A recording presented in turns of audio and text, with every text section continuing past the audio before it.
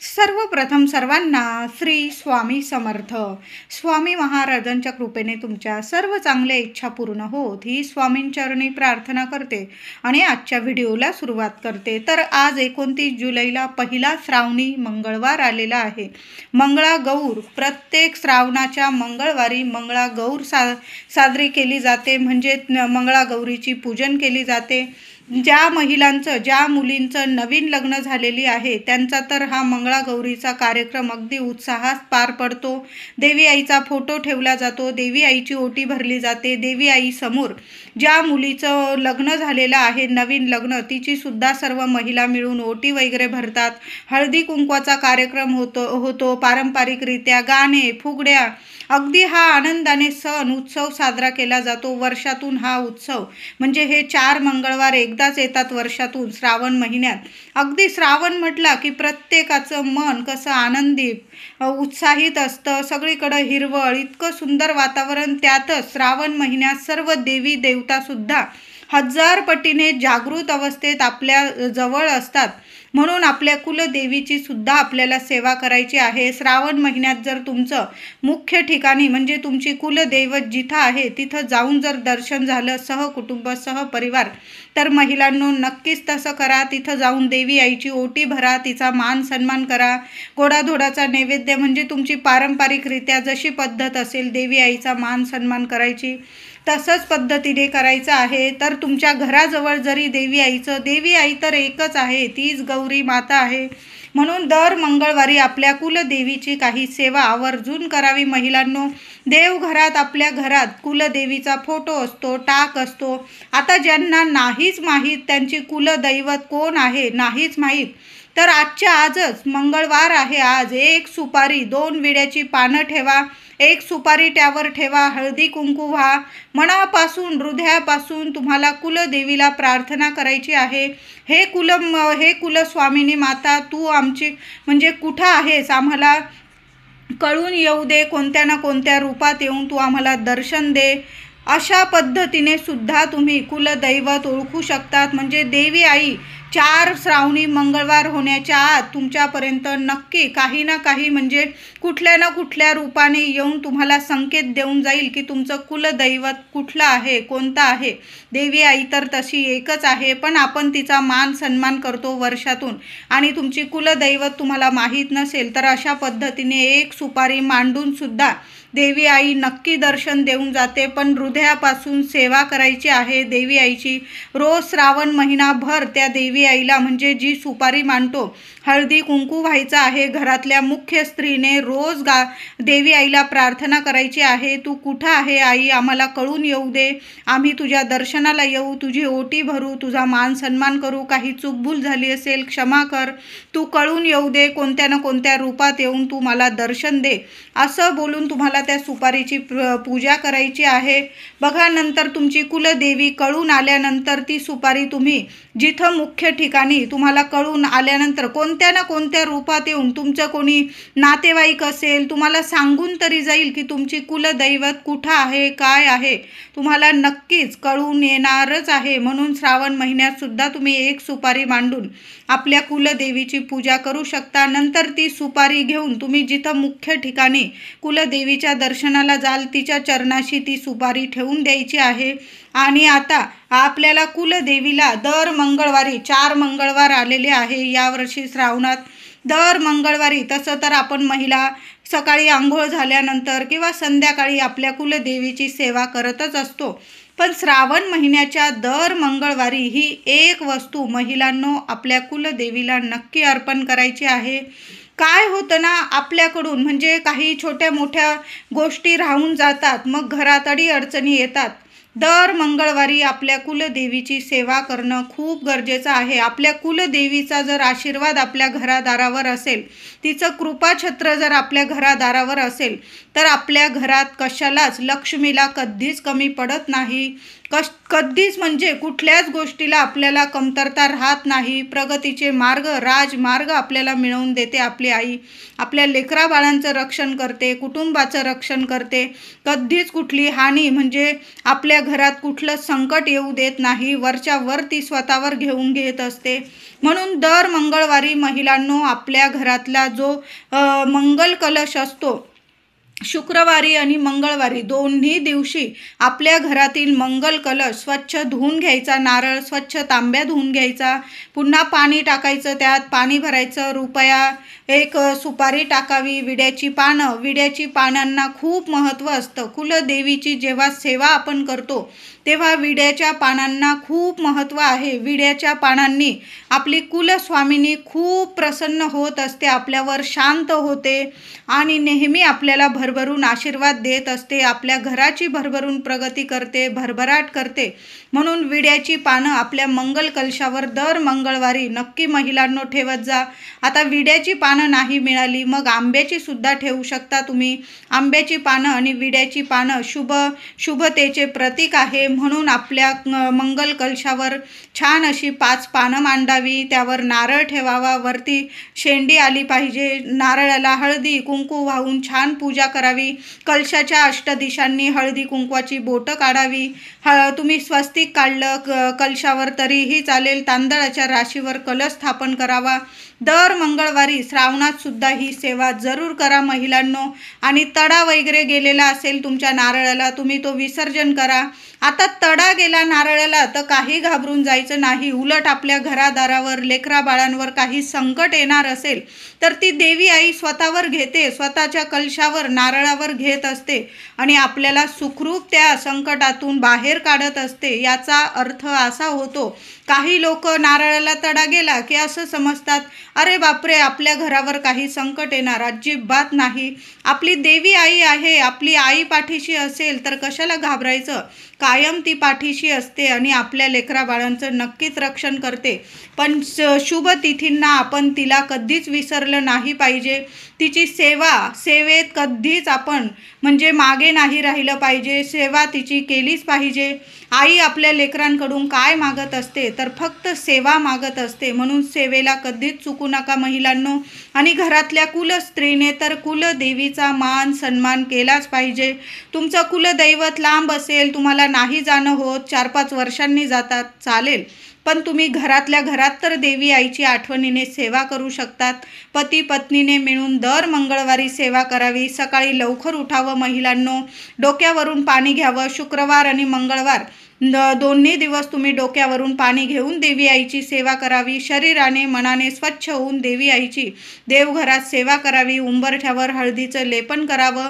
कुलदेवीचा मंगल कलश स्थापन करावा. कुलदेवीचा टाक असेल, मूर्ती असेल, तिला दुधाने पंचामृताने दर मंगळवारी शुक्रवारी अभिषेक करावा. स्वच्छ पुसून तांदळाच्या राशीवर किंवा विड्याच्या पानांवर स्थापन करावं. हळदी कुंकू वाहून, तिची फुलं वाहून, वेणी छान अशी पूजा करावी. त्याचबरोबर काहीतरी गोडाधोडाचा दर मंगळवारी, श्रावणाच्या मंगळवारी तरी दूध साखरेचा नैवेद्य दाखवा, खडी साखरेचा नैवेद्य दाखवा किंवा तुम्ही एखादी खिरीचा नैवेद्य केला तर खिरीचा नैवेद्य दाखवा देवी आईला.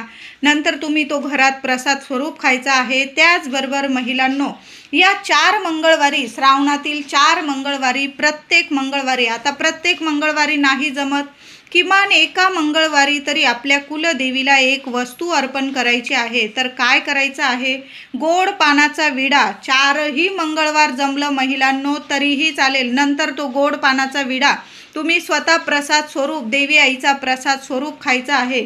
मी तुम्हाला सांगितलंच, विड्याच्या पानांनी देवी आई इतकी प्रसन्न होते की जे मागाल ते तुम्हाला मिळवून देईल. म्हणजे तुमच्यासाठी जे योग्य आहे तुम्हाला नक्कीच मिळवून देईल.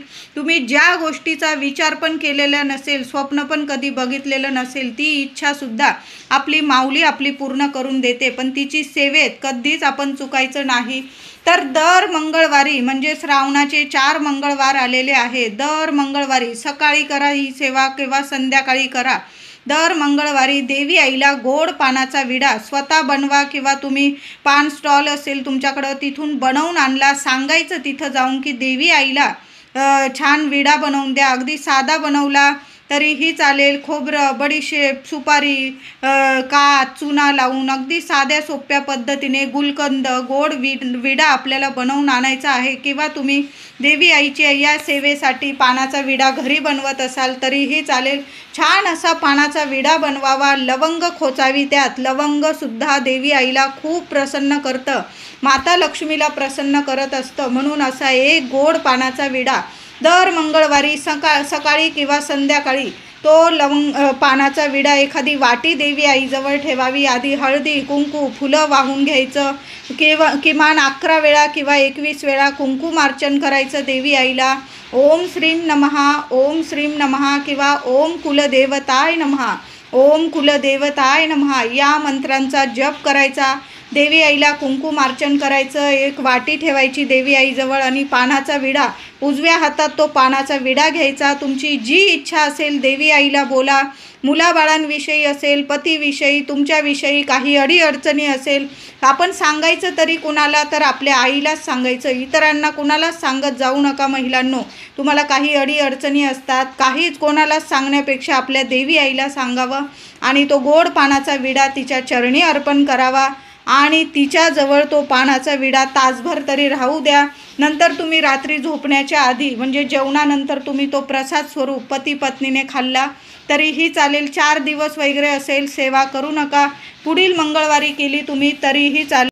खूप छान अनुभव यायला लागतील तुम्हाला. तुम्ही गोड पानांचा विडा अर्पण तर करून बघा. त्याचबरोबर तुमच्या देवी आईचा फोटो असेल तुमच्याकडं मोठा, देवघरात छोटा किंवा मोठा, तर काय करायचं, या मंगळवारी ही सेवा नक्की करा. तर 5 किंवा 11 किंवा 21 विड्याची पानं चांगली बघून आणायची आणि त्या विड्याच्या पानांना तुम्हाला गाठ मारून मारून जसा आपण हार बनवतो तसा हार बनवायचा आहे. त्यात एक लवंग जरी टाकली तुम्ही तरीही चालेल. पान आणि लवंग देवी आईला खूप प्रसन्न करतं. तर पानाची आणि लवंगांची अशी माळ करून देवी आईला अर्पण केली. तुम्ही त्या फोटोला चढवून दिली किंवा तुमच्याकडं मूर्ती असेल, टाक असेल, तुम्ही तिथं जरी अर्पण केली तरीही चालेल. खूप सुंदर अनुभव येतील. किंवा तुम्ही नुसत्या पानांची माळ करू शकता आणि लवंगांची सुद्धा वेगळी माळसुद्धा देवी आईला अर्पण करू शकता. 11 लवंगांची, 21 लवंगांची माळ तयार करायची आणि मग देवी आईच्या चरणी अर्पण करायची. दर मंगळवारी आणि शुक्रवारी श्रावणात सुद्धा ही सेवा करायची आहे आणि तुम्ही अशा म्हणजे इतर महिन्यात सुद्धा ही सेवा करू शकता. अशा पद्धतीने सुद्धा आपली कुलदेवी आपल्यावर खूप प्रसन्न होते. श्रावणात महिलांनो, आपल्या कुलदेवीला रोज सकाळ संध्याकाळ हळदी कुंकू अर्पण करत जा. नमस्कार करा. झालंच तर दर मंगळवारी शुक्रवारी सहकुटुंब सहपरिवार मिळून आरती ही झालीच पाहिजे. श्रावणातच नाही तर दर मंगळवार शुक्रवार वर्षभर आपल्या घरात आपल्या कुलस्वामिनीची, आधी गणपती बाप्पाची, आपल्या कुलस्वामिनीची, तुम्हाला इतर देवी देवतांची करायची असेल, काही घरांमध्ये तर रोज आरती करतात. पण आपल्याला नाही जमत ना कामानिमित्त. काही महिला ऑफिसला जातात, पुरुष दादा ऑफिसला, दोन्ही जण ऑफिसला जातात पती पत्नी. मग घरी आल्यावर तुम्हाला नाही वेळ भेटत तर आपली आई आहे, समजून घेते. पण दर मंगळवारी शुक्रवारी अगदी रात्रीच्या 9-10 वाजेपर्यंत तुम्ही आरती केली ना चालेल.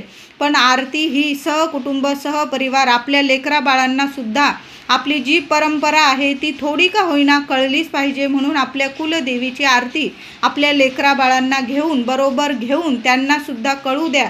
त्यांना पण बोबड्या स्वरात आरती बोलू द्या. पण नक्की आरती आपल्या कुलदेवीची झालीच पाहिजे. कापूर आरती कुलदेवीला नक्कीच प्रसन्न करत असते. आणि कापूर आरती झाल्यानंतर दर मंगळवार किंवा शुक्रवार महिलांनो 2 लवंग, फक्त 2 लवंग त्या कापरावर जाळाव्या. तुम्हाला जास्त जाळायच्या 5 जाळायच्या 5 जाळू शकता, जास्त जाळायच्या जाळू शकतात. काही वेळात तुपात भिजवून घ्याव्या. लवंग कापूर तुपात भिजवून घ्यायच्या, गाईच्या तुपात. आणि तो कापूर आणि लवंग जाळत पूर्ण घरात तो कापूर धूप पसरावा।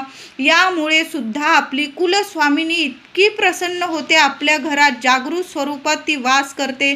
देवी लक्ष्मी माता आपल्यावर प्रसन्न राहते आणि आपलं घर, आपला उंबरठा सोडून, कधीच आपलं घर सोडून, आपल्याला सोडून देवी आई जात नाही आणि त्या घरात कायम भरभराट होते, मुलाबाळांची प्रगती होत राहते। त्या घरात कशाला कमी राहत नाही, सुख, ऐश्वर्य, आरोग्य, आनंद, भरभराट होते त्या घरात। म्हणून आपल्या कुलदेवीची आरती केल्यानंतर महिलांनो किमान 2 लवंगा का होईना जाळाव्या आणि संपूर्ण घरात तो धूर पसरवावा। घरातला वास्तुदोष असेल, काही पितृदोष असेल, कुठली नकारात्मकता असेल, कुणी येऊन गेलं, तुमच्या घराला नजरबाधा होत असेल, मुलांची थोडी प्रगती झाली की कुणाची ना कुणाची नजरबाधा होत असेल, मग मुलांचं आरोग्य बिघडतं, आपलं आरोग्य बिघडतं, अशा गोष्टी होत असतील तर दर मंगळवारी या श्रावणात तरी ही सेवा नक्की करा। कापूर आरती करायची आपल्या देवी आईची मंगळवार, शुक्रवार आणि त्या कापरासोबत 2-2 लवंग जाळायचे आहे। संपूर्ण घरात तो कापूर धूप फिरवा। अनुभव नाही आला तर मला बोला। श्रावणात दर मंगळवार, शुक्रवार आपल्या कुलदेवीची आरती बरोबर महिलांनी आपल्या कुलस्वामिनीचं जे स्तोत्र असेल, मंत्र असेल किंवा महालक्ष्मी अष्टक नक्की पठण करावं आणि जर असं मोठ्या स्वरात पठण करावं। अशा शुभ तिथींना आपल्या वास्तूला सुद्धा आपल्या देवी देवतांची सेवा म्हणजे ऐकली गेली पाहिजे। वास्तूला सुद्धा कान असतात, वास्तू नेहमी तथास्तु म्हणत असते, आपल्या घरात सर्व काही शुभ गोष्टी घडायला लागतात। म्हणून जी पण आपण सेवा करतो ना तर ती आपल्या वास्तूला ऐकली गेली पाहिजे। मोठ्या स्वरात महिलांनो स्तोत्र मंत्र आपल्या कुलस्वामिनीचे जोरात म्हणावे। तुम्ही यूट्यूबवर लावून दिले तरीही चालेल, तुम्हाला येत असेल तर तुम्ही स्वतःच पठण करायचं आहे। महालक्ष्मी अष्टकाचा पाठ म्हणू शकता तुम्ही, देवी आईचा तुमच्या कुलस्वामिनीचं जे स्तोत्र असेल ते तुम्ही 1 वेळा 11 वेळा पठण केलं दर मंगळवारी तरीही चालेल। सुंदर सोन्यासारखे अनुभव यायला लागतात। यामुळे आपली कुलस्वामिनी कायम आपल्यावर प्रसन्न राहते। एकदा का आपली कुलस्वामिनी आपल्यावर प्रसन्न झाली की मग सर्व जग म्हणजे आपल्याला सर्व गोष्टी आपल्याला प्राप्त करून देत असते। मुलाबाळांची प्रगती, आपली प्रगती, सुख, ऐश्वर्य, आरोग्य। काही वेळा खूप पैसा असतो पण त्या घरात आरोग्य नसतं आणि जिथं आरोग्य असतं तिथं पैसा नसतो, अशा गोष्टीसुद्धा काही घरांमध्ये घडतात। पण या गोष्टी का घडतात तर आपली कुलस्वामिनी आपल्यावर प्रसन्न नसते। म्हणजे काही वेळा महिला विसरून जाता आपल्या कुलस्वामिनीची जी म्हणजे सेवा करायची आहे ती शुभ तिथींना झालीच पाहिजे। म्हणून महिलांनो या श्रावण महिन्यात आपल्या कुलस्वामिनीला दर मंगळवारी पानाचा विडा अर्पण करा, वेणी अर्पण करा, माता लक्ष्मीला लाल गुलाबाचं फूल किंवा कमळाचं फूल अर्पण करता आलं, माता लक्ष्मीला लवंग अर्पण करा, कुलस्वामिनीला लवंग अर्पण करा। नंतर त्या लवंगा तुम्ही प्रसाद स्वरूप खाल्ल्या, पानाचा विडा तुम्ही प्रसाद स्वरूप खाल्ला तरीही चालेल। वेणी अर्पण करतो आपल्या कुलस्वामिनीला, तुम्ही दुसऱ्या दिवशी तुमच्या केसात माळली, अतिशय सुंदर देवी आईचा आशीर्वाद आहे, प्रसाद आहे तो। अजिबात इकडं तिकडं टाकून देऊ नका, तुम्ही स्वतः प्रसाद खायचा आहे, वेणी तुम्ही स्वतः केसात माळून घ्यायची आहे। व्हिडिओ आवडला असेल लाईक करा, शेअर करा, चॅनलला कृपया सबस्क्राईब करा। धन्यवाद।